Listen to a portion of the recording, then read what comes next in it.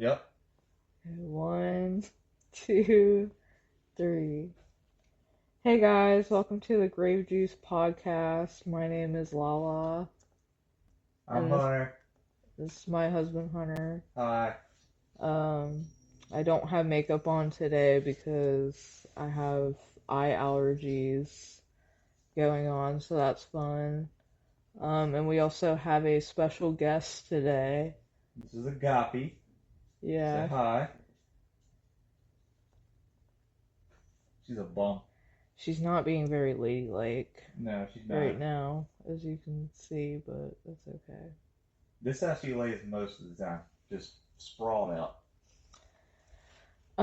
So today our episode, Think about it. let me redo that. Okay, so today, we are going to be talking about serial killers. Woo, Yay! yeah. Killers. Murder. Anyway, so I have this book.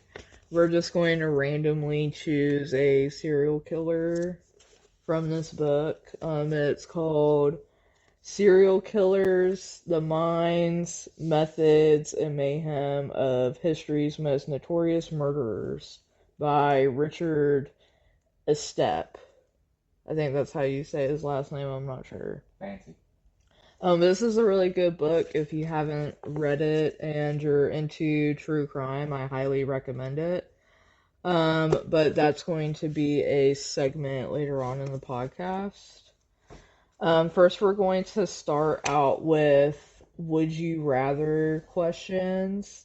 But it's going to be like, how would you describe it? Like macabre Yeah, or macabre. like, yeah, I guess that's what you would Not normal. say. But we're doing it with a twist. We're going to have Chat GPT help us out with the questions because I don't know. I'm not really good at would you rather questions. Like I Yeah. tried thinking of some and like I don't know, so I figured that would be fun if we asked Right. Chat GPT. So I'm going to ask them. We have technology. We have technology. Okay, so the first one is would you rather be trapped in a haunted house for 1 year, unable to leave, or be cursed to wander the world forever, never able to rest? Ugh. I feel like I feel like you would die either way. Uh, if But it I says forever, so I'm guessing you would be immortal. Like, that, I guess wander the world then, because if I was inside of a haunted house for a year, that doesn't sound bad, but like, what am I gonna eat? Like, are people bringing me food, or is there like a stockpile in the house? I don't know. I would say the haunted house. Really? Yeah, 'cause like I don't know when I saw that I thought of season 1 of American Horror Story Murder House. Yeah. Because you know how like all the ghosts that haunt the house, I mean they haunt the house so they're there forever, like they're trapped there. Right. So like I don't know, in that sense it would be cool. I mean probably not really though, because then you would like potentially be murdered and then you would end up being there forever, I guess. Yeah. Like, I'm a I homebody, don't but know. like, I don't know. I feel like if I couldn't leave the confines of the house for a year, I might lose my mind. Because you would have to, but you would also like have to be like surviving. But I guess like just because a haunted house is haunted doesn't necessarily mean that It's bad. it's bad. I don't know. I probably for me it would be the haunted house for 1 year. Because then it's just 1 year and then you're free. True.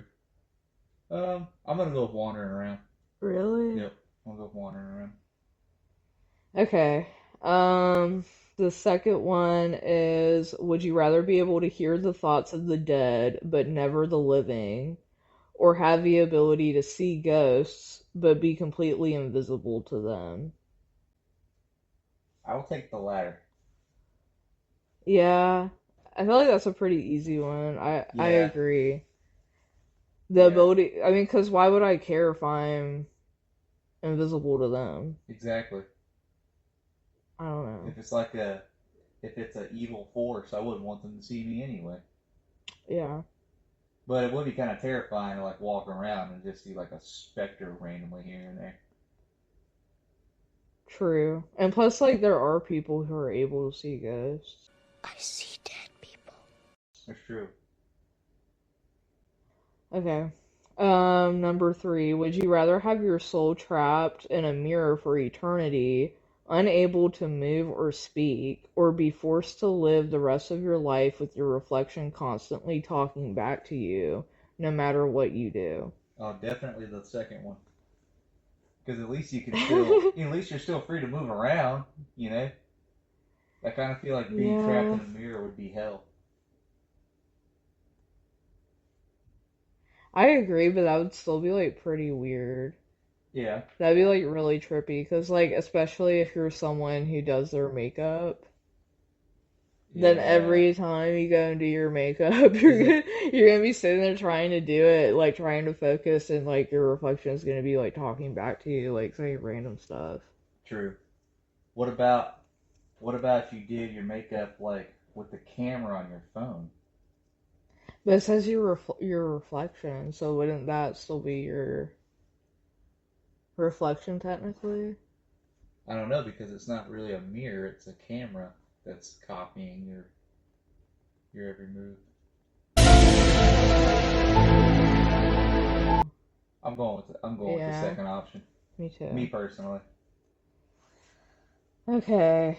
Um, the fourth one is: would you rather wake up every day in a different body and someone else's life, or be stuck in a single decaying body for the rest of your days? What was the That first got option? dark. Would you rather wake up every day in a different body and someone else's life, or be stuck in a single decaying body for the rest of your days? Isn't that what we do now? I mean, yeah, that is true. Every day you die. I mean, well, you're Slowly but more. dying. Yeah.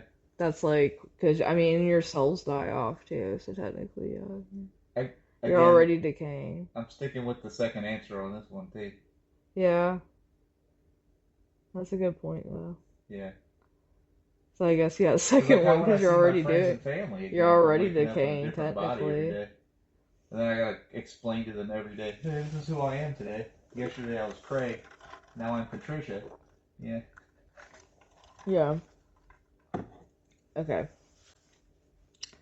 Would you rather never age but slowly lose your humanity, becoming more like a shadow or wraith, or live a short, normal life full of love and happiness only to die young? Second one. I agree, because the quality sounds better. Yeah.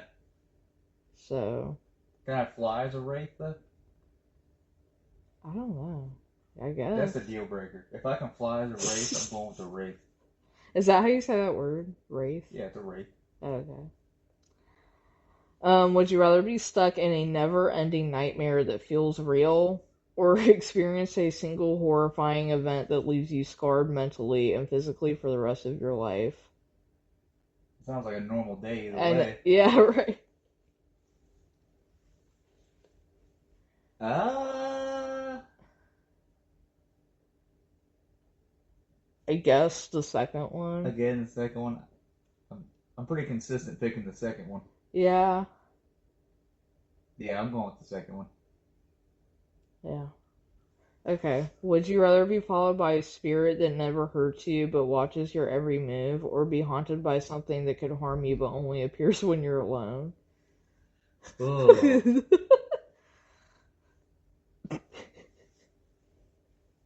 I'm gonna go with the first one because the first one doesn't hurt me ever.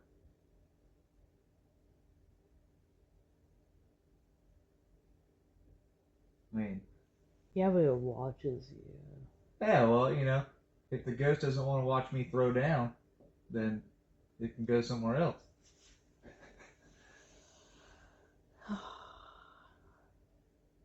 Yeah, I'm going with the first one.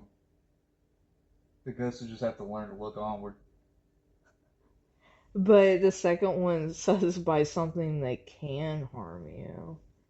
I mean, you're surrounded by things that can harm you every day. Yeah, but So, if I'm like, I'm gonna go with the second one. if I'm sitting alone, reading a book at night or something, I don't want this evil spirit or whatever to like. But it doesn't necessarily say that it's evil. It just says that it can harm you.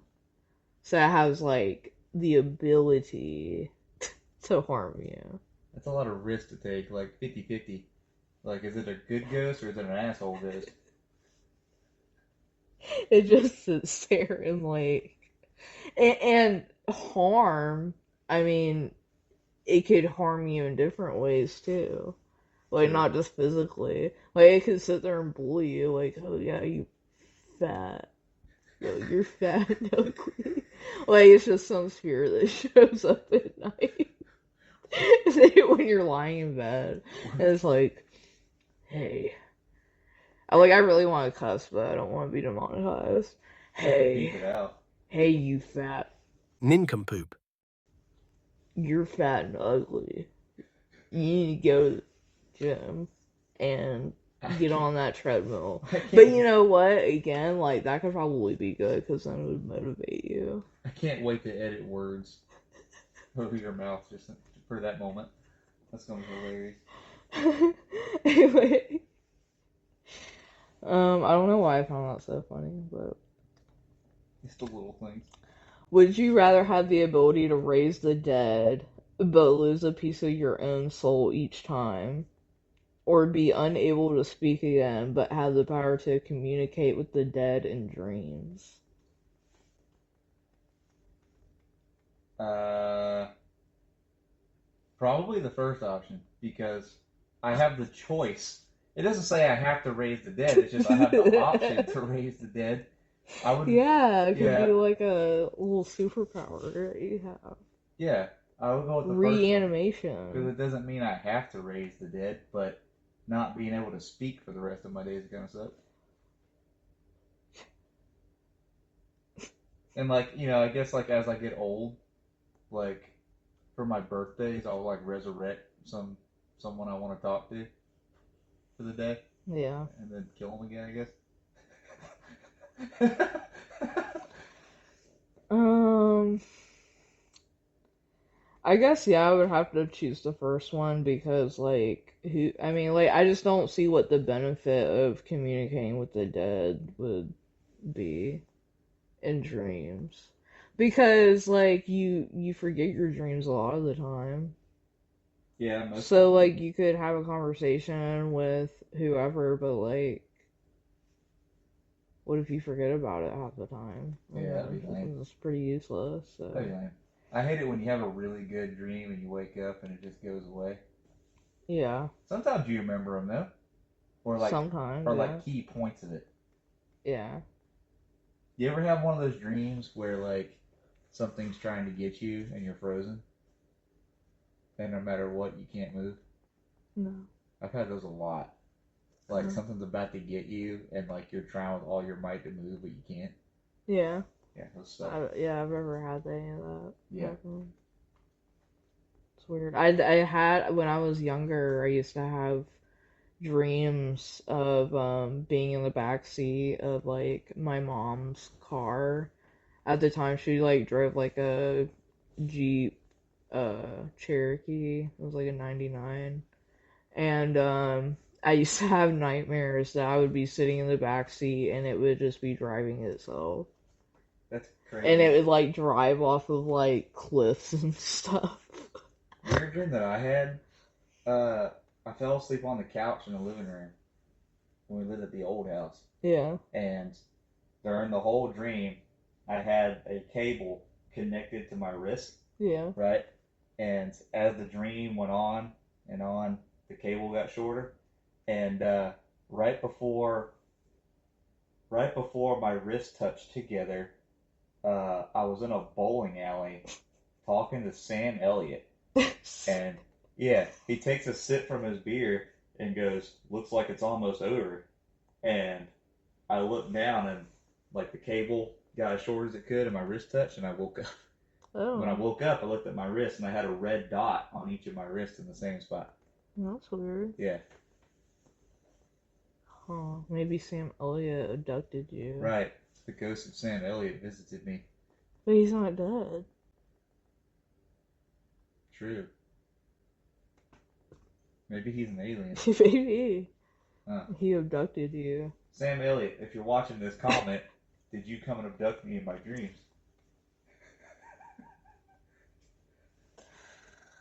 I Okay. think the odds of Sam Elliott watching this is pretty low.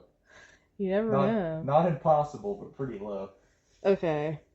Would you rather live in a world where death is permanent and you can never bring anyone back, or a world where death is reversible but everyone who comes back is wrong in some way? Don't we already live in the first option? I'd go So is Jat CPT trying to tell us? Did you say Chat CPT? Yes. Chat GPT? Yeah. I meant to do that Oh, because I messed up on it at first, Chat.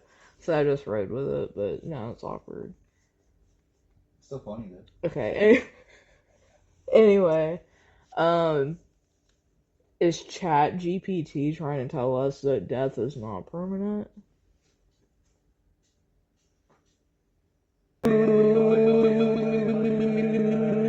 Okay. She don't like Okay. it. Okay. Would you rather be buried alive in a coffin with a ticking clock, knowing you have limited time to escape, or be locked in a room with a slowly closing wall, no way out? Oh no, I would not like either because I get claustrophobic. I guess I guess the coffin and the clock, you still No, can try to escape. I don't know how you would, no, because you'd have to break through the coffin and then dig your way up. no. Or be locked in a room with a slowly closing wall and no way out. Either way, That you're dying. sounds. Well, That one way you're sounds horrible. suffocating to death, and the other way you're getting crushed. I want to go with suffocation, because eventually you'll pass out from oxygen deprivation. It's like one of my worst fears is being buried alive. Yeah.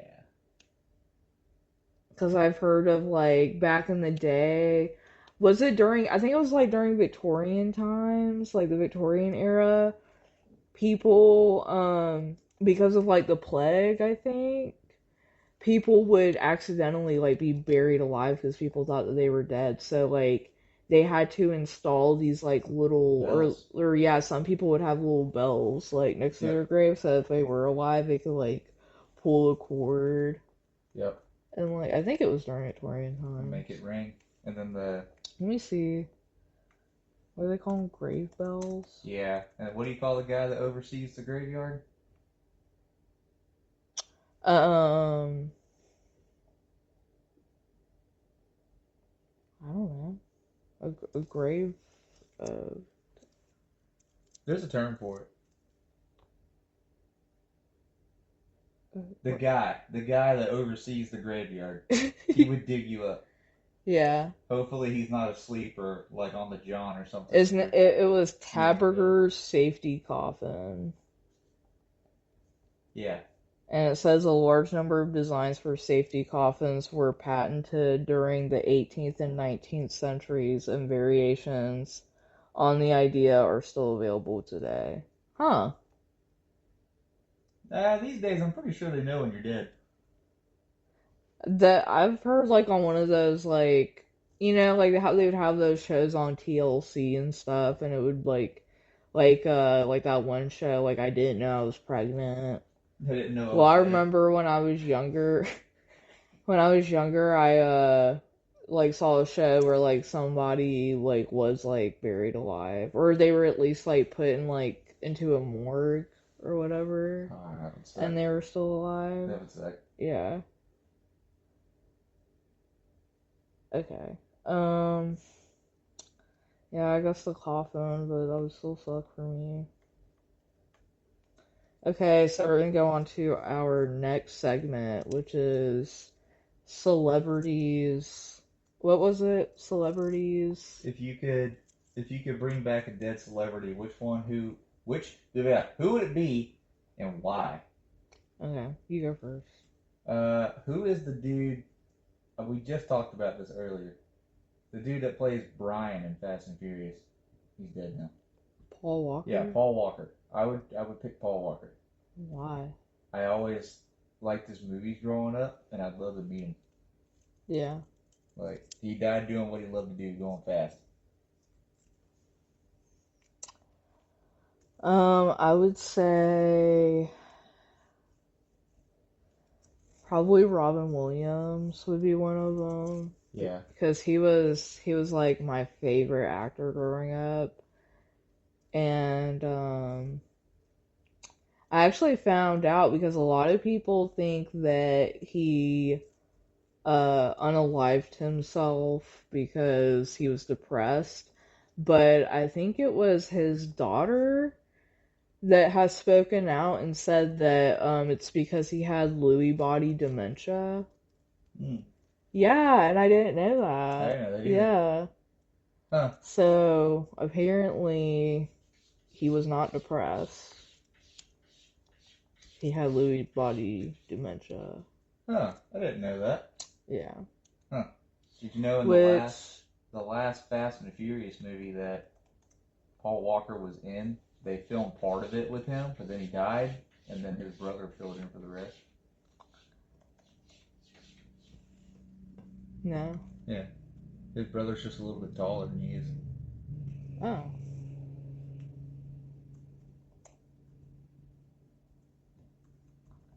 Lewy body dementia. I'm gonna let the cat out.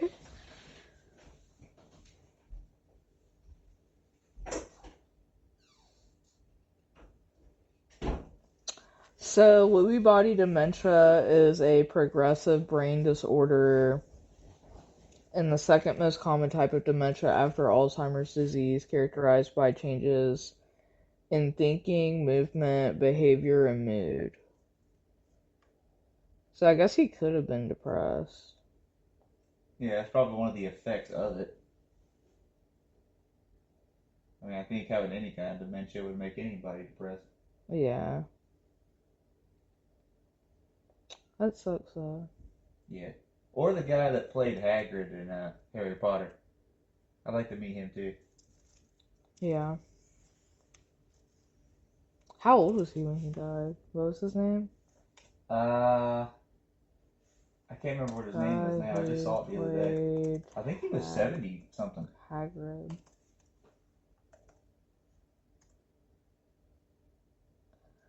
Robbie Coltrane. Yeah.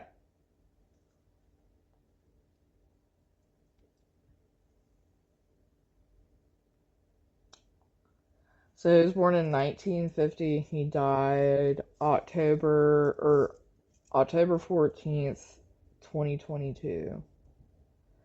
So that would be like, yeah, he was like 72 years old. Yeah.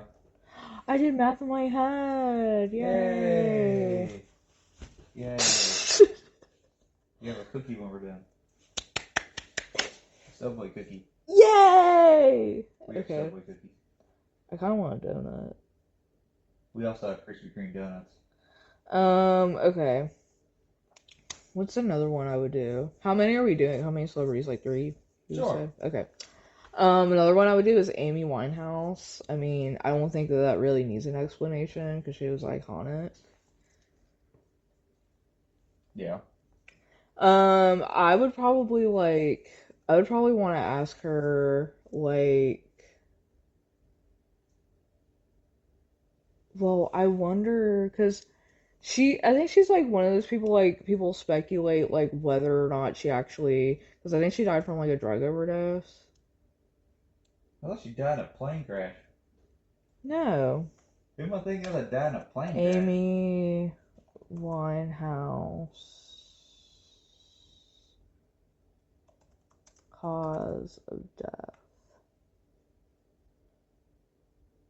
She died of alcohol intoxication.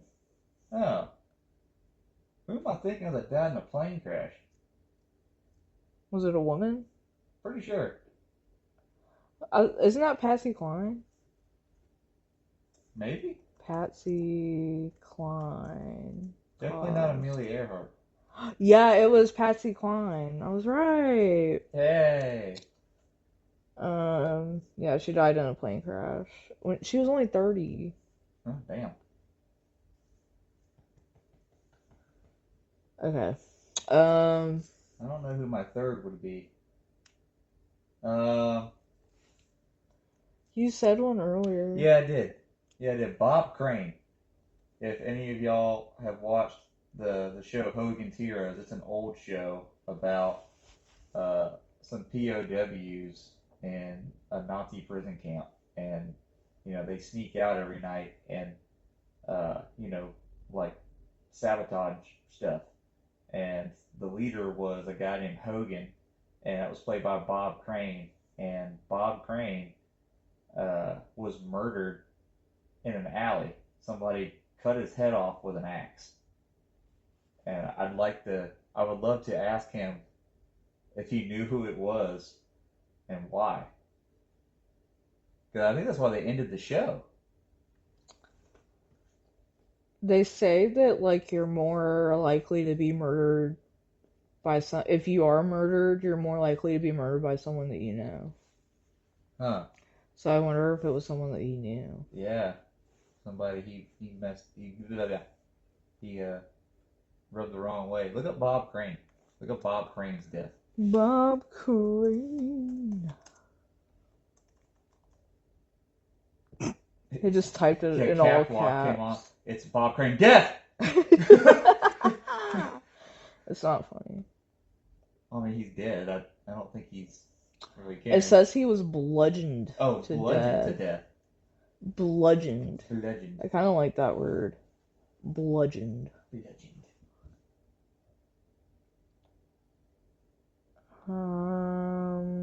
He was 49.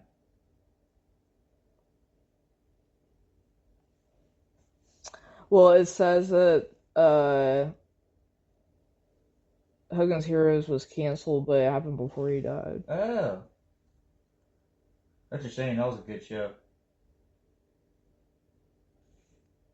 Oh, wow. Crane frequently videotaped and photographed his own sexual escapades. Huh.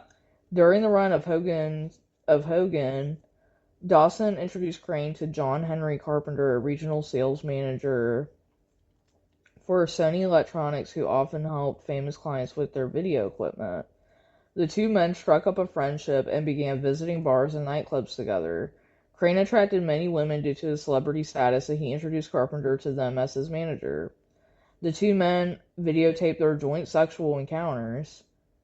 Crane's son, Scotty, later insisted that all the women were aware of the videotaping and consented to it, but several claimed that they had no idea they had been recorded until they were informed by Scottsdale police after Crane's murder.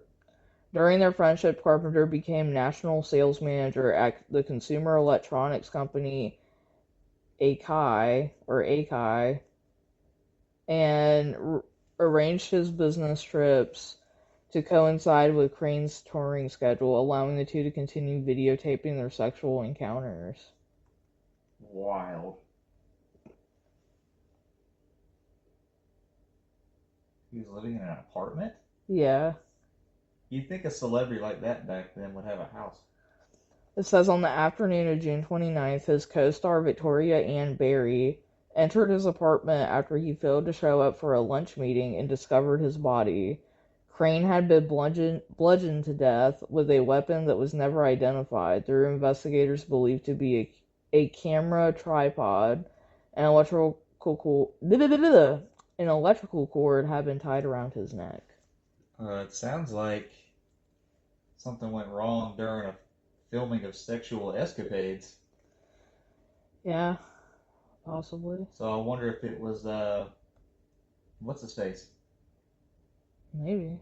His buddy, Oh, or if it was wow. one of the women, and she dipped out. Yeah. The world may never know. What if he drugged her? She woke up and then did that. Well, then he deserved it. Yeah, I'm just saying these are options. Yeah. It's a good show though. I'm gonna keep watching Hogan T-Rose. Yeah.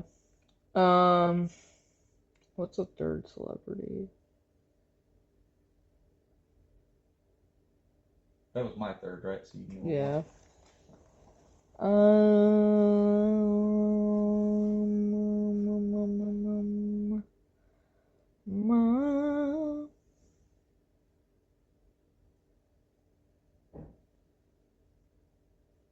Think about it. They don't have to be actors and actresses per se either. Probably Maya Angelou. Yeah. Yeah, she was pretty cool.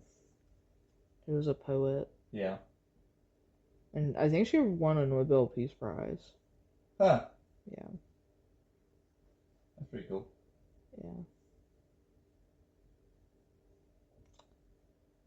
Okay.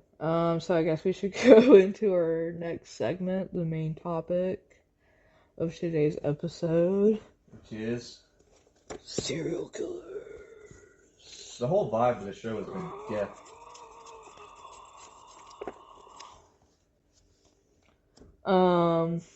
So I was thinking that I could just like randomly choose one.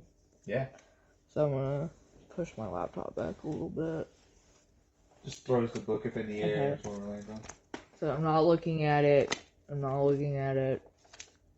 If it's a well-known serial killer like Jeffrey Dahmer or something, we're gonna skip over that because, I mean, I'm not gonna sit here and talk about Jeffrey Dahmer Right. for That's a the pretty common bajillionth, murder. one-tillionth time. Right. Okay. How do you think you like the steak? Probably medium rare. Yeah. Creep. Okay. I'm gonna like flip through it and stuff. Because this book isn't just gonna fall open. Okay. Who we got? Who we got? The Yorkshire Ripper. Peter Sutcliffe. I think that's how you say it. It's spelled Sutcliffe. Heck yeah. Okay. Let me go back to the beginning of his chapter. The Yorkshire Ripper. Peter Sutcliffe. Okay. For the people of the United Kingdom, the word Ripper is an evocative one. The British press were fully aware of this when they dubbed the man who was killing women in the north of England during the 1970s. The Yorkshire Ripper. It conjures up images of Jack the Ripper himself stalking the mist-shrouded streets of Victorian-era Whitechapel in the search of victims to carve up with his knife. It also served to instill fear and sold a great many newspapers, which was exactly what the tabloid news editors had intended. The fact that this modern-day Ripper also often targeted prostitutes made the comparison even easier for the public to accept, though some of his victims were no such thing. When the police finally caught him, the Yorkshire Ripper turned out to be a truck driver named Peter Sutcliffe. Over the course of 5 years, Sutcliffe had murdered 13 women and savagely attacked at least 7 more. Wow. Sutcliffe was Yorkshire born and bred after his birth on June 2nd, 1946. So he was a Gemini. Who'd have thunk it? I'm a Gemini, and it saddens me that there's a lot of serial killers that are Geminis. Because Jeffrey Dahmer was a Gemini. It makes sense. And I think Ted Bundy might have been one too. Are Or you maybe gonna he was a Scorpio, I don't Are know. you gonna kill me in my sleep or something? No. You could do it while I'm awake. Anyway, he was born on June 2nd, 1946 in the town of Bingley. Bingley? Mhm, Where's that at? Bingley. Well, it says it was in North England. Huh. Yeah. He experienced a relatively unremarkable childhood. The Sutcliffes were a blue-collar working-class family, and surprisingly, young Peter showed a strong inclination toward academics while at school, but there would be no university education in his future. Instead, he would leave school at the youngest age the law allowed, 15 at that time, and go straight into the workforce. Those who remember Peter Sutcliffe from his boyhood days almost uniformly describe a quiet, often lonely boy who exhibited none of the obvious red flags seen with some serial murderers.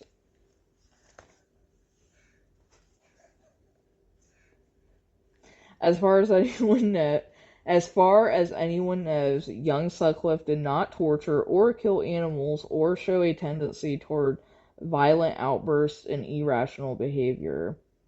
Nothing marked him as someone who would grow up to commit crimes of a horrifically violent nature. See, that's what's scary about serial killers, is that, like, a lot of the time, like, you would never suspect Right. certain That he's people. chopping people up Yeah, with a butter knife. yeah. He was particularly close to his mother, but there was no indication that that what they shared was anything other than a normal, loving mother-son relationship, as opposed to a mutually antagonistic one such as that shared by Edmund Kemper and his mother. I'm guessing that's like another serial killer. Yeah. If anything, as a child, Peter Sutcliffe was something of a mother's boy, never wanting to be too far away from her at any given moment. Most normal children outgrow this stage of their lives fairly quickly, but Sutcliffe was far from normal. In Peter's eyes, his mother could do no wrong until the day on which his father accused her of cheating on him, calling her out in front of the entire family. John Sutcliffe suspected that his wife was having an affair with another man, so he decided to set a trap for her. Kathleen Sutcliffe went to a hotel with the expectation of having a clandestine meeting with her lover, only to be confronted by her outraged husband and a gaggle of her confused and crying children. So his dad brought all of them, like him and his siblings, to this hotel room where the mom was going to be meeting her lover. That's crazy. That's petty. Yeah. How traumatizing, though, for the kids. Yeah. Here's what mommy's done. The fact that his mother might be anything less than perfect came as an immense shock to young Peter, and several behavioral specialists have speculated that this incident may have sparked his pathological hatred for women, which only grew stronger as he got older. As a young man, Sutcliffe liked to visit prostitutes, who were not difficult to find in the Bradford area. His stance toward these women was massively hypocritical. Sutcliffe would speak of their immoral behavior in tones of disgust, scream abuse when he drove past them on the street, but would then think nothing of picking one up later on and paying for her sexual services. He objectified and depersonalized women, seeing them as little more than commodities to be abused and humiliated once his own personal needs had been met. This continued after he had courted and then married his wife, Sonia, who never suspected that her apparently loving husband became an entirely different man once he left the house and went to work. It's crazy. Before he first began to kill, Peter Sutcliffe started out by targeting women seemingly at random in order to inflict injury upon them. These appeared to be crimes of opportunity, unplanned, and completely spontaneous. One night in September 1969, the witness who testified to the attack at Sutcliffe's trial could not remember the exact date. Sutcliffe was sitting in a van with his friend, Trevor Birdsall, in one of the seedier areas of Bradford, a part of the city that prostitutes were known to frequent. Sutcliffe suddenly opened the van door and stepped out into the street, then disappeared for 10 minutes without offering any explanation. When he returned, it was obvious to Birdsall that he had physically exerted himself somehow. The logical explanation would have been a quick, secret dalliance with a prostitute, but Sutcliffe's story was unbelievable. He claimed to have assaulted a woman with a heavy stone that he had stuffed inside his stock, hitting her over the head with the makeshift weapon. Wow. To prove what he said, Sutcliffe produced the sock from his pocket and dumped the stone out onto the street. That's crazy. So, as far as we know, more than 5 years would go by before Sutcliffe's violent urges would rear their head again. In the early morning hours of July 5th, 1975, Anna Rogulski, 36, known as Irish Annie, was walking home from a nightclub when Sutcliffe suddenly came out of the darkness of an alleyway and propositioned her for sex. Anna was no prostitute, and she turned down the man in no uncertain terms. Sutcliffe lunged at her, swinging a weapon with his right hand. Before Anna could defend herself, he was battering her with a hammer. In seconds, she was beaten unconscious. That didn't stop him from lifting her blouse and slicing into the soft flesh of her abdomen with a knife. It is likely that Anna Rogulski would have been the Yorkshire Ripper's first murder victim had it not been for the shouts of a nearby resident demanding to know what all the noise was about. Sutcliffe ran off, leaving his victim barely alive. Extensive brain surgery was required to evacuate the pressure inside the head of the comatose Anna. A priest even gave her her last rites, but her name implied Irish Annie was a fighter. She eventually pulled through, albeit with permanent physical and emotional scars. Wow, that's rough. Yeah. They had to relieve the pressure in her head. So they popped a hole in it. Yeah. He drilled a hole. Ugh. Sutcliffe struck again 1 month later on August 15th in Halifax. Olive Smelt, 46, was not a prostitute either. Her only quote-unquote crime in the eyes of Peter Sutcliffe was that she appeared to be one to him, and he first set eyes on her in a pub that prostitutes were known to drink at. She had been enjoying a social evening out with her friends and wasn't expecting any trouble. Unfortunately, trouble found her anyway. After the pub had closed for the night, Sutcliffe followed Olive on her walk home, trailing a short distance behind her. Just as he had done with Anna Rogulski, he picked a spot in a dark alleyway and struck at her head with a hammer to incapacitate her. When his victim fell to the ground, he used a knife to slash at her body. Her buttocks were severely lacerated during the attack. The only thing that saved Olive's life was the unexpected arrival of a passing car, which spooked her assailant sufficiently to make him run off into the night. It is clear that Peter Sutcliffe intended to kill his victims rather than just hurt them. Repeated blows to the head with a ball hammer are potentially lethal. It was only unanticipated interruptions that saved the lives of Anna Rogulski and Olive Smelt. Tracy Brown, just 14 years old at the time of her encounter with the Ripper, was also fortunate to have survived it. Sorry, guys, I cannot read today. I don't think I can read ever, but... Sutcliffe approached the teenager as she was walking home late one evening in August 1975, less than 2 weeks after his last attack. He seemed friendly and affable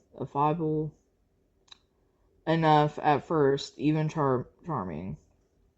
The man introduced himself as Tony and asked casual questions about her personal life, such as whether she had a boyfriend. They had almost reached Tracy's home when he attacked her. She described what she remembered of the horrible ordeal to a BBC reporter. The first blow sent me crashing down on my knees. I fell into the side of the road. I pleaded with him, please don't, and screamed for help. Sorry, that was just... please don't. and she screamed for help. But he hit me 5 times with so much force and energy that each blow was accompanied by a brutal grunting noise. Yet again, a passing car startled Sutcliffe, preventing him from finishing off what he had started. Blinded and covered with her own blood, Tracy somehow managed to get to her feet and stagger home, collapsing into the arms of a neighbor. Although she would require extensive brain surgery, Tracy Brown survived. His next victims would not be so fortunate. Dang. Wow. So another person had to get brain surgery. Wow. That dude's a monster. Sutcliffe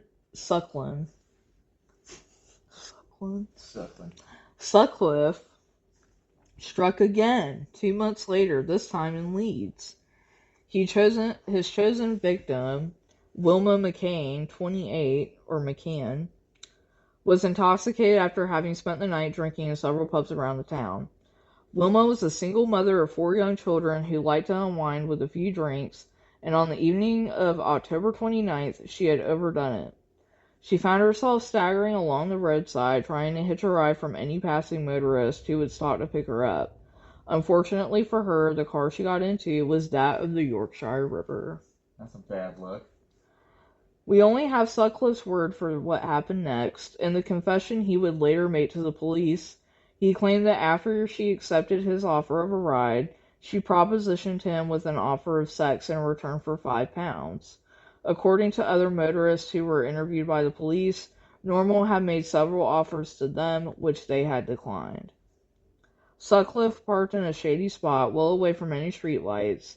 Sutcliffe claimed to have been unable to perform as quickly as she wanted him to, which caused her to storm off in anger. He went after her surreptitiously. Was it?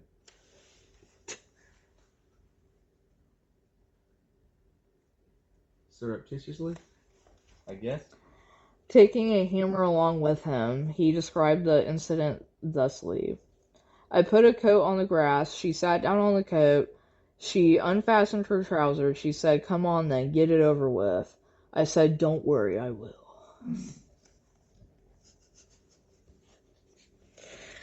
I then hit her with the hammer on her head. I stood up at that time behind her. I think I hit her on top of the head. I hit her once or twice on the head. She fell down flat on her back and started making a horrible noise like a moaning, gurgling noise. Oh. In one version of events that he described, Sutcliffe went back to the car and rummaged around in his toolbox, exchanging the hammer for a knife with a 7-inch blade. In another version of the story he told, the weapons were already with him when he followed her. When he returned to Wilma's supine body, she hadn't moved. Whether she was already dead or had simply been battered unconscious was unclear. In order to make certain, he stabbed her repeatedly, focusing upon her chest, belly, and neck where the majority of the vital organs and major blood vessels are. In his confession, he claimed to have pulled her blouse or whatever it was and her bra so I could see where I was stabbing her. This seemed like an attempt by Sutcliffe to ignore there being a sexually compulsive component to the frenzied knife attack. I was in a blind panic when I was stabbing her just to make sure she wouldn't tell anyone. What a damn stupid thing to do just to keep somebody quiet. If I was thinking logical at the time, I would have stopped and told someone I'd hit her with the hammer. That was the turning point. I realized I overreacted at the time. Nothing I have done since then affected me like this. Peter Sutcliffe's statement concerning the murder of Wilma McCann is nothing but more self-serving garbage. Why would he have stopped somebody and told them that he had hit a total stranger repeatedly with a hammer? He did not do so after his attacks on Anna Rogolski, Tracy Brown, or Olive Smelt, despite inflicting injuries on each of them that could very easily have been fatal. Indeed, were almost certainly intended to be fatal. His MO up to that point was to approach a woman with an offer of paying her for sex, or, in the case of Brown, just pounce on her out of the shadows.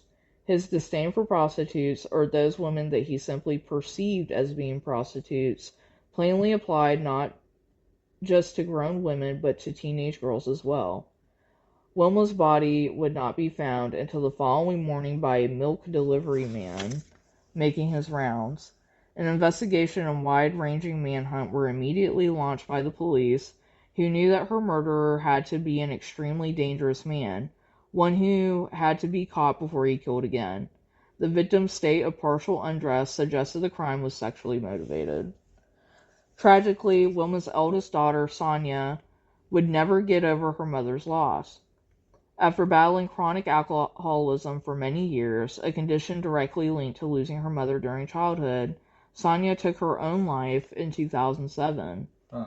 In an earlier interview, she had made the point that while society usually remembers the names of murder victims, the orphan children they leave behind are often forgotten. After that first time, I developed and built up a hatred for prostitutes in order to justify within myself the reason why I had attacked and killed Wilma McCann, Sutcliffe confessed to detectives after his capture. This may be the closest we get to explanation as for why he continued to kill women, attacks that were motivated by a hatred for quote-unquote prostitutes that he deliberately fueled to rationalize Wilma McCann's murder. Peter Sutcliffe would not kill again for the remainder of 1975. After the Christmas and New Year holidays came and went, his mind turned once again to murder. Damn, this guy just keeps on going. Yeah. His first victim of 1976 was 42-year-old Emily Jackson, who, despite assisting with her husband's roofing business, occasionally supplemented her meager income by engaging in prostitution. She kept this secret life under wraps from her neighbors, friends, and family. The Ripper's attack on Emily, whom he had picked up after promising to pay her £5 for sex, and then driven to an out-of-the-way area, was even more savage than his last. After exposing her breasts and sexual organs, he stabbed her more than 50 times. Rather than using a knife for this attack, he elected to use a screwdriver with a Phillips head instead.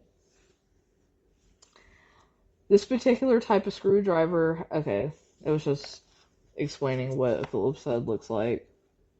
But it's the one that, Like a cross. yeah. Her head also bore signs of blunt force trauma that had most likely been inflicted by a hammer, Sutcliffe's preferred method of stunning and thereby incapacitating his victim. This, along with the imprint of a boot, helped police connect Emily Jackson's murder with that of Wilma McCann. At first, police in Leeds did not connect Sutcliffe's next attack with the murders of Wilma McCann and Emily Jackson, primarily because the victim, 20-year-old Marcella Claxton, did not die after he assaulted her with a ball hammer in the early morning hours of May 9th. Claxton sustained serious injuries to her skull and brain, but was somehow able to make it to a telephone and call for help. When police officers questioned her, she offered up the best description she could muster of the man who attacked her, who was, of course, Peter Sutcliffe. Despite this, it was only after the Yorkshire Ripper had been caught that they had realized her assailant had been the same man they had been hunting for so long. For reasons known only to himself, Sutcliffe now began keeping a low profile, refraining from any further attacks for the next 9 months. For the remainder of 1976, the people of Leeds and the surrounding area began to breathe a little easier. The unidentified individual who had terrorized their community by killing several women appeared to have disappeared as mysteriously as he had first arrived. Their hopes were dashed on February 5th, 1977, when the Yorkshire Ripper struck again in the very same location. A pattern was now beginning to develop. Peter Sutcliffe was hunting victims late on Saturday nights and early on Sunday mornings, when the pubs, clubs, and bars were packed with weekend revelers and the streets were full of people. The body of Irene Richardson, 28, was discovered early on a Sunday morning by a man jogging across a sports field in Roundhay. Detectives instantly knew that their predator was back. The victim had shown signs of blunt force trauma to the head, followed by penetrating injuries inflicted to the abdomen. Yet there was something strangely different about this particular body. In the other murders, the killer had peeled back the victim's clothing, exposing large parts of their body surface area for all to see. In this case, the victim's body had been covered up with her own coat, although beneath it some of her skin had still been exposed. Her boots had been taken off and placed over her legs, the reason for which still remains elusive. Sutcliffe claims she took them off herself, though he gave no reason why she might have done so. Sutcliffe would later confess that he had gone out that night with the intent to, quote, find a prostitute to make it one more less. He claimed that Irene Richardson had gotten into his car without any prompting on his part, and they drove to the same field in which he had assaulted Marcella Claxton the previous May. Irene had needed to use the bathroom, which was locked, and she was not shy about squatting down and urinating in the middle of the dark field. It was at that time that she was at her most vulnerable, that he hit her on the head with a hammer. She fell onto the ground, and he began slashing at her with the Stanley knife he kept in his pocket for such a purpose. So he killed her while she was peeing. That's a bad way to go. So she probably, like, fell over into her pee, too. That's a bad way to go. That sucks.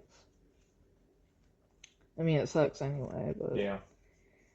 Once he was certain that his victim was dead, Sutcliffe checked himself to make sure that he hadn't gotten any blood splatter on his clothes or body, then drove home to his wife and acted as if nothing out of the ordinary had happened. Imagine being his wife And finding out. I mean, like, yeah, your husband, he's just been, like, murdering, like, women because, like, he hates them. Yeah.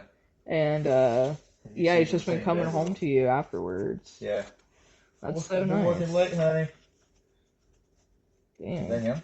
Yeah, this is a picture of him. I was just seeing how much longer we had. Oh, yeah. Okay, we only have, like, I would say, like, 6 pages left. He must have killed a lot of people for this chapter to be so long. Yeah, no kidding. Anyway, this is... Yeah. This is Peter Sutcliffe, a.k.a. Piece of Shit. I can say that now because it's been past 10 minutes, so... Is that true? Like, it's, like you can't cuss in the first 10 minutes? Yeah. Is that a real thing? Yeah. Oh, I just thought that was something At least that's what a lot of people say. Yeah. I just thought this was what the viral podcast did. Okay. Rather than walk the streets to pick up her clients, as so many working girls did, Patricia Atkinson worked out of her flat in the city of Bradford, just a short drive from Leeds. Late at night on Saturday, April 23rd, Sutcliffe stopped to offer her a ride. Patricia had been drinking all night and was very much acting like it, swearing and staggering in the middle of the street. She must have looked like an easy mark to the man who was out to murder prostitutes. Hearing that she had a flat, a private and secure location away from the prying eyes of the public, was too good an opportunity for him to pass up. His chosen weapon was no longer a ball-peen hammer, but a rather hooked claw hammer, which he used to strike Patricia Atkinson on the head. Pulling away her clothes, Sutcliffe used both the claw and hammer head upon her bare skin, then took out a knife and began to slash and stab a defenseless woman with it. Oh my god.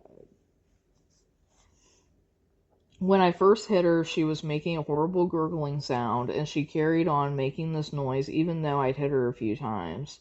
She was still making a gurgling noise when I left, but I knew she would not be in a state to tell anybody. Nor was she. Patricia Atkinson's dead body, wrapped up in a white bedsheet, was discovered the next day by a friend.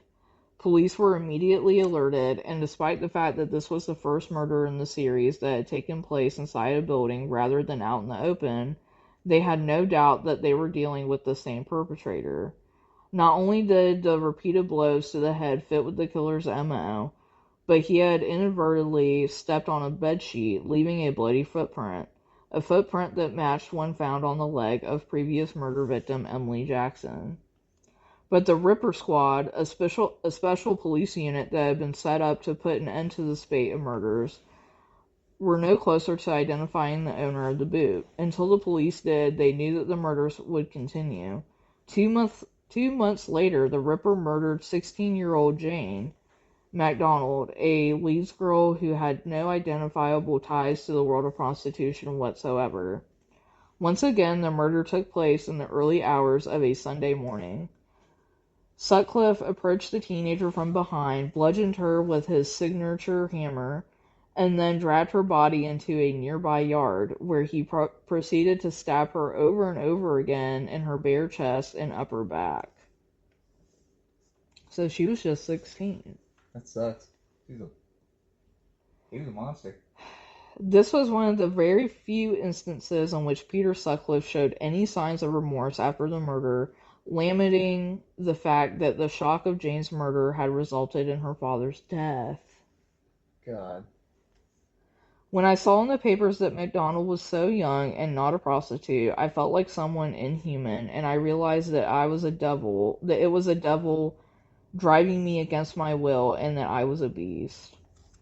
Still, this rare moment of self-awareness, if it was ever actually genuine, did not stop him from killing again. On July 10th, he attacked 42-year-old Maureen Long, who had spent the night drinking and dancing in Bradford on a piece of deserted wasteland. Yet again, after giving his victim a ride in his car, Sutcliffe waited until she squatted down to relieve herself on the ground before striking. Despite a hammer blow to the head and multiple stab wounds to her torso, Maureen somehow survived the attack. She lay there at the scene of the crime until daybreak, when she was finally found by passerby, covered in blood but still alive. Her would-be murderer learned of her survival later that day. I thought I had stabbed her enough when I left her, Sutcliffe would later admit. Had it been in the middle of winter rather than a relatively balmy night in July, Maureen Long would almost certainly have died. On an even more chilling note, just a few weeks before his capture, Sutcliffe was out with his wife Sonia at the Arndale shopping center when he saw Maureen Long coming the other way. She looked directly at him without displaying any kind of visible reaction. She either didn't recognize the man who had given her a lift that fateful night, or she simply didn't remember what had happened after the attack, which is completely understandable, considering the serious head trauma that she had suffered. Until his arrest and subsequent confession, Maureen hadn't had the slightest inkling of her close encounter with the man who had tried to kill her. Sutcliffe made certain to ensure the death of his next victim, 20-year-old prostitute Jean Jordan, on October 1st. It was another Saturday night, and the Ripper had traded his usual hunting grounds of Leeds and Bradford for the city lights of Manchester, primarily because things were getting a little too uncomfortable for him in those cities. Sutcliffe picked her up, and after agreeing on a £5 payment, drove her to an allotment, ostensibly to have sex. An allotment is the British term for a rented stretch of ground used for growing plants, vegetables, and flowers. Once there, Sutcliffe employed his standard technique of delivering a hammer blow to the head followed by multiple knife wounds to the abdomen and upper body. The bodies of most of the Yorkshire Ripper's victims were found the same day as their death, or at the latest the following day. Jean Jordan was unique in that her body went undiscovered for more than a week after her murder. How could nobody smell that? Well, I mean, if it's like... If it's outside, because it says in an allotment it's like a rented stretch of ground that's used for planting stuff. Oh, it's like those little neighborhood gardens. Yeah, so like you're telling me that no one smelled her and there was no flies the birds flying circling. around? Finally, when no word of the killing appeared on the evening news, Sutcliffe made the audacious and stupid decision to return to the scene of the murder on October 9th. Not only was this the first time he had ever gone back to the location of a murder he had committed, it was also the first time that he mutilated the body of a victim post-mortem. Jordan's body was in the process of decomposing. Sutcliffe used a shard of razor-sharp broken glass to slash open her abdomen, then switched to a hacksaw and attempted to saw her head off. He recalled, I forgot to say that before I did this. It was my intention to create a mystery about the body. Oh, okay. So it's a game to him now. I felt sure that this was the end for me anyway. I had taken a hacksaw out of my car, intending to remove her head. I started sawing through her neck. The blade might have been blunt because I was getting nowhere at all. So I gave up. If I had cut the head off, I was going to leave it somewhere else to make a big mystery out of it. The glass I used was about 3/4 of a pane with the corner missing. Ugh. Sutcliffe returned to his old haunt of Leeds on December 14th to carry out his next attack on Marilyn Moore, 25. Like so many of his other victims, she was a prostitute. After Sutcliffe tried to procure her services that night, he bungled a hammer attack on her, causing her to shriek in pain and terror. Concerned that the noise would bring the police, Sutcliffe fled the scene, leaving his latest victim wounded with a depressed skull fracture and several defensive wounds, but miraculously still alive.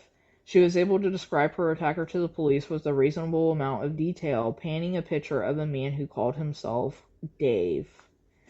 As he usually did, the Yorkshire Ripper took the holidays off. You know, gotta take the holidays Yeah, off. right? You gotta have a break every once in a while. Returned to killing in the new year. On January 21st, Bradford-based prostitute Yvonne Pearson, 21, became his next victim. If Sutcliffe's word is to be believed, she was to be one of the only women he did not deliberately set out to kill. Sutcliffe was driving home that night. He stopped to allow another car out of a side street. Seconds later, Yvonne Pearson was tapping on the driver's side window. He rolled the window down as she propositioned him, offering sex for the commonly accepted price of £5 or £10, depending on the specifics of what he wanted. After hitting Pearson with a hammer, he dragged her into a shadowy stretch of ground where a threadbare old couch had been dumped. Throwing her body down onto the couch, Sutcliffe hesitated when the headlights of another car swept by. In order to keep her quiet, he pinched her nose shut and stuffed her mouth full of straw. In a very out-of-character moment, Sutcliffe suddenly found himself apologizing to Yvonne's lifeless body for having murdered her. He then placed her corpse on the ground and overturned the couch, using it to cover her body from view. It was a simple but effective form of concealment. Her remains were not found for 2 more months. Oh my god.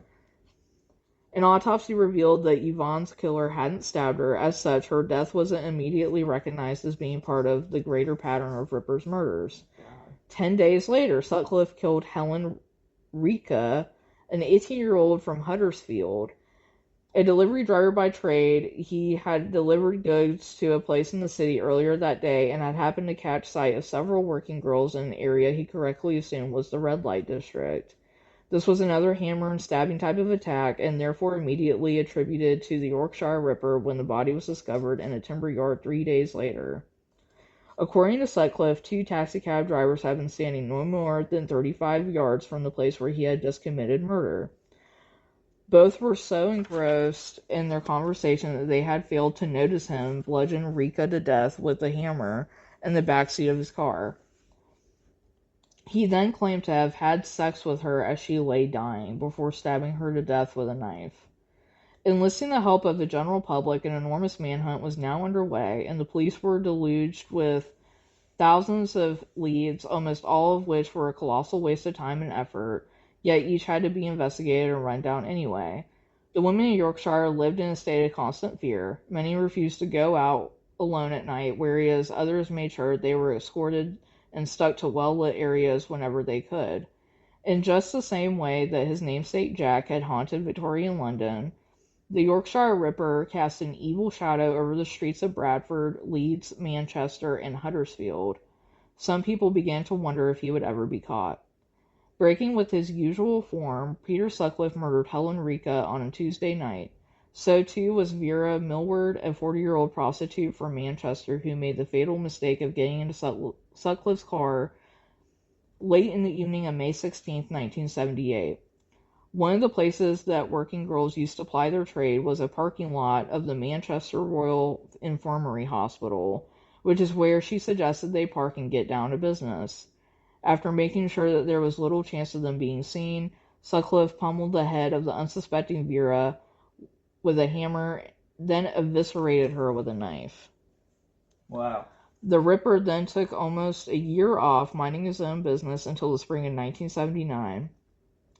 His MO had changed once again. No longer was Sutcliffe restricting his attacks to prostitutes, or at the very least to women he thought might be prostitutes. Now he would assault any woman who took his fancy, no matter her profession or perceived nature, he said. Following Millward, the compulsion inside me seemed to lay dormant, but eventually the feelings came welling back up, and each time they were more random and indiscriminate. I now realized I had the urge to kill any woman, and I thought that this would eventually get me caught, but I think that in my subconscious this is what I really wanted. Sutcliffe may well have been telling the unvarnished truth during this part of his confession. Many serial killers experience this desire to be caught, whether it is a conscious or subconscious one. Even Jack the Ripper begged the police to catch him before he could kill again, which suggests a strong homicidal impulse that may be beyond the killer's ability to tame or suppress. Peter Sutcliffe's pathological hatred of prostitutes had now expanded to encompass any and all women, suggesting that this deep-seated sense of loathing was growing and intensifying. Josephine Whitaker was no prostitute. The 19-year-old worked in a building society, the equivalent of a U.S. savings and loan institution, helping people withdraw money or pay into their savings accounts. Sutcliffe killed her on April 4th, 1979 in Halifax, far from any sort of red light area. Josephine was walking alone at night through a field when Sutcliffe spotted her and engaged her in conversation. I realized she was not a prostitute, but at this time I wasn't bothered. I just wanted to kill a woman. She told me that she normally took a shortcut across the field. I said, "You don't know who you can trust these days. It sounds a bit evil now." There I was, walking along with my hammer and a big Phillips screwdriver in my pocket, ready to do the inevitable.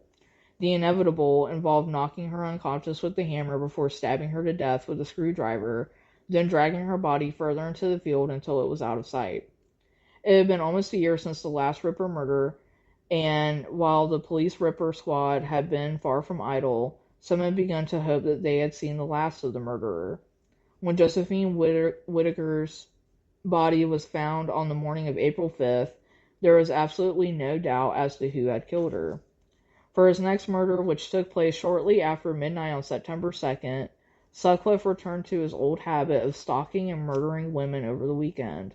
The social scene in Bradford city center was buzzing that Saturday night, and there was no shortage of young women for the predatory Sutcliffe to choose from. He finally settled on a 20-year-old university student named Barbara Leach. She also had no ties to prostitution. She was simply a young woman out with her friends for a few drinks and some dancing. Barbara was walking home alone, totally unprepared, when Sutcliffe came out of nowhere with a quiet side street on a quiet side street, and struck her in the head with a hammer. The blow rendered her semi-conscious, but did not knock her out. Moving quickly, Barbara's assailant dragged her around to the back side of the house, where he stabbed her repeatedly with a screwdriver. After he killed Leach, the Ripper went underground again. He would not surface until August 20th, 1980, when he killed Marguerite Wells, 47, in Leeds. She was walking home from work late on a Wednesday evening when Sutcliffe abducted her, dragged her into a garden, and murdered her. Her near-naked body was discovered the following day. Once again, the level of public fear regarding the Yorkshire Ripper had abated over the course of the past year. Many women had gotten used to the idea that it might be safe to walk the streets again, or at least they weren't actively thinking about there being any danger. It might have been expected that the cold-blooded murder of Marguerite Walls, a civil servant who was simply going about her everyday business, would come as a shocking reminder to the people of Yorkshire that there was still a killer on the loose. Instead, it was misconstrued as a one-off killing rather than a Ripper murder, so not least because the method used, strangulation, did not fit the Ripper's standard MO.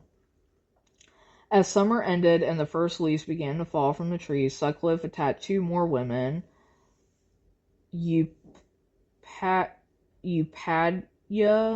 Bandera and Teresa Sykes, in his old haunts, Leeds and Huddersfield. Mercifully, both survived the assaults, though not without having sustained serious injuries. The last Ripper murder took place on November 17th in Leeds. The victim was a student named Jacqueline Hill, 20, who was heading home for the evening. Peter Sutcliffe followed her at a discreet distance on foot, and when he judged that there was nobody around, he picked up his speed and beat her insensible. It was not particularly late at night, around 9:30, and the crime scene took place close to the city's busy Ardendale shopping center, a brazen move to say the least. The murder weapon was again a screwdriver, which Sutcliffe used to stab Jacqueline in the chest and eyeball. Ugh. I pulled Miss Hill's clothes off, most of them, Sutcliffe would later confess.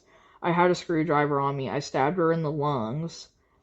Her eyes were wide open, and she seemed to be looking at me with an accusing stare. This shook me up a bit. I jabbed the screwdriver into her eye, but they stayed open, and I felt worse than ever. Huge amounts of time, effort, and money were poured into the hunt for the Yorkshire Ripper. Tens of thousands of hours were logged by undercover officers staking out red light areas in which prostitutes were known to congregate. Peter Sutcliffe was actually interviewed by detectives and released after being dismissed as a potential suspect. That's crazy. Huge cash rewards were offered as inducement for tips, leading to a torrent of information pouring in from the public, much of it a complete waste of time, but there were exceptions. One such exception was an anonymous letter stating in a clear and simple terms that Peter Sutcliffe was the Yorkshire Ripper. Its author was none other than Peter Sutcliffe's old friend, Trevor Birdsall, who had been unable to shake a growing sense of unease over some of the things he had witnessed Sutcliffe do. He even made sure to include Sutcliffe's home address. What finally got him, ironically, was something simple. On January 2nd, 1981, Peter Sutcliffe was seen by a police officer talking with a prostitute in one of the seedier areas of Sheffield, a major city that was relatively fresh ground for him. A routine traffic stop ensued, and the constable ran the license plate number on Sutcliffe's car through the vehicle registration database.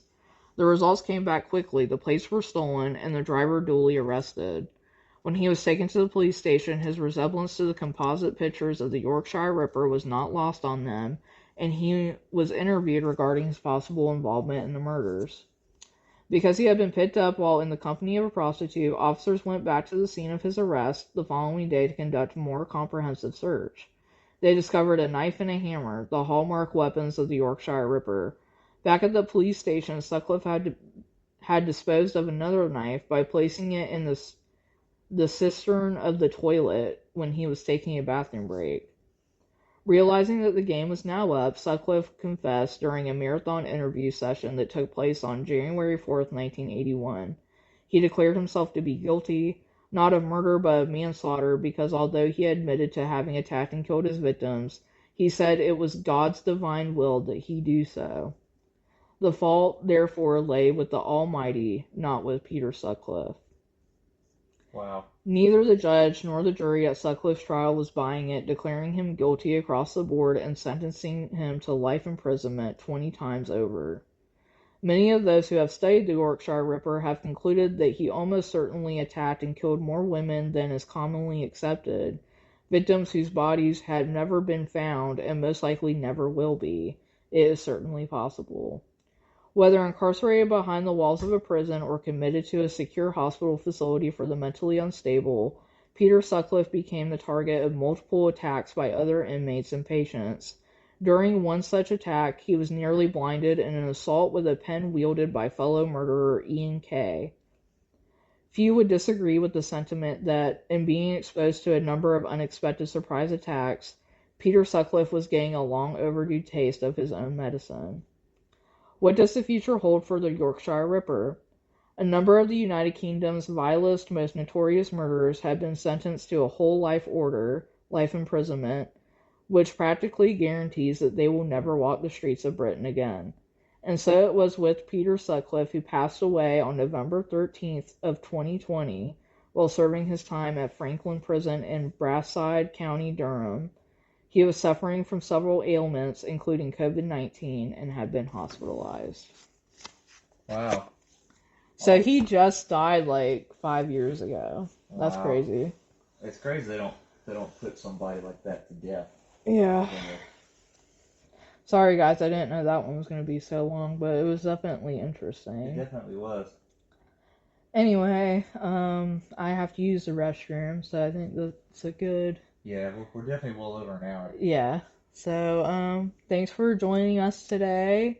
Again, if you want to read this book, I think it's really interesting. I really like how the author writes. We'll definitely give him credit in the description. And Hunter's mom was actually the one who gave me this book. So, yeah. Y'all have a great day. Thanks. Bye. Bye.